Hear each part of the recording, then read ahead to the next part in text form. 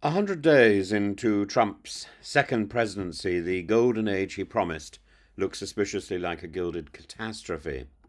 And far from rejuvenation, Trump has delivered destabilization. He's gutted the federal government. He's wrecked the American global reputation. He's plunged the world economy into turmoil. And I think the Trump presidency has imploded because of five primary failures: erratic government, erratic vandalism, human rights abuse, diplomatic recklessness, and a sustained assault on America's institution. And that's got nothing to say about his appalling impact directly on Ukraine and on the UK and so on. This is about Donald Trump as Donald Trump, and the secondary issues are secondary. The Financial Times notes that Trump's approval rating, which briefly peaked at 50.5% post-election, has now reversed catastrophically. Within 3 months, his disapproval exceeds his approval by 7 percentage points, a swifter collapse than even Joe Biden suffered during the Afghanistan withdrawal. Kyle Kondik from the University of Virginia succinctly observes big actions prompt big reactions, and Trump, it seems, has forgotten that political capital is not inexhaustible. It must be invested wisely, not squandered in acts of ideological vandalism. Instead, he has indulged in theatrical cruelty, mass deportations, absurd tariffs, the persecution of universities, alienating independents, women, suburban voters who once offered reluctant support. Trump's economic strategy has been, in a word, self-immolation, launching sweeping tariffs against 185 countries. He has reawakened the spectre of a full-blown global trade war, and the dollar has suffered its worst monthly drop in years. Markets, once a Trump bragging right, now convulse at every announcement. His name spells horror. As Angela Stent of Brookings warns, Trump's trade policy risks not just recession, but a reshaping of the global order, and not to America's benefit. More acutely, the American people feel it every time they go shopping.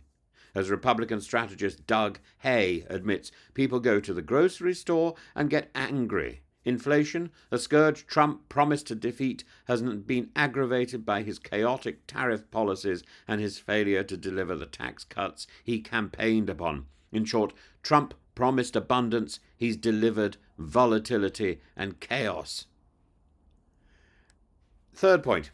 Amnesty International has issued a grave verdict. Trump's first 100 days have been a disaster for human rights. We've seen mass deportations to Salvadorian prisons based on mere tattoos and hearsay. We have witnessed due process annihilated at the border. We have seen the president pardon violent criminals who attacked the Capitol, a grotesque betrayal of law enforcement. We've seen him pardon anyone who has Trump on their lips, as if this is some sort of prayer of redemption. The grotesque idea of deporting US citizens, floated by Trump himself, suggests a deeper rot, the breakdown of constitutional protection.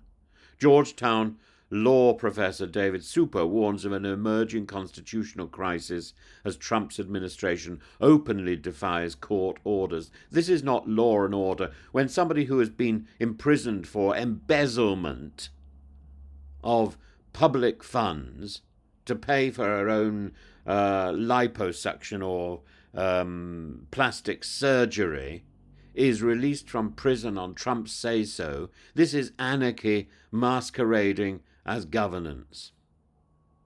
The 4th point is about the diplomatic wreckage that he leaves behind. His foreign policy is as catastrophic as his economic policy. His humiliated allies, berated President Zelensky, and temporarily suspended an aid to Ukraine in a move that thrilled Vladimir Putin. Yes, he was helped by the hamster in the room, the gerbil going round his wheel, J.D. Vance, but It's Trump who proposed the illegal annexation of Gaza by the United States, a plan as grotesque as it is unworkable, which destabilized an already volatile Middle East ceasefire. Meanwhile, American diplomacy has withered. The gutting of USAID, overseen by Elon Musk's absurdly named Department of Government Efficiency, DOGE, has crippled American soft power abroad. Foreign aid, always a strategic lever, has been hacked apart to satisfy an ideological vendetta against internationalism. As Hans Noel at Georgetown put it, the abandonment of public democracy is a self-inflicted strategic wound from which the US may not recover quickly. And finally, the fifth point is the institutional erosion from Harvard to the Pentagon, the attack on academia, the attack on intelligence. Trump has turned American institutions into battlegrounds. Harvard University has had its federal funds frozen because it refused to kowtow to Trump's demands for ideological conformity. The Pentagon has been plunged into scandal after the disastrous mishandling of military secrets leaked into casual group chats. Not once, many times. Far from draining the swamp, Trump has polluted the aquifers of government with incompetence, cronyism, and authoritarianism. As Michael Trogo dryly notes, the Pentagon's current condition is a month of total chaos. This is not strength, this is entropy. And in the final analysis, Trump's first 100 days reveal a president more dangerous than before, emboldened by electoral success, yet temporarily and temperamentally unchallenged. His administration is marked by haste, hubris, and historic incompetence.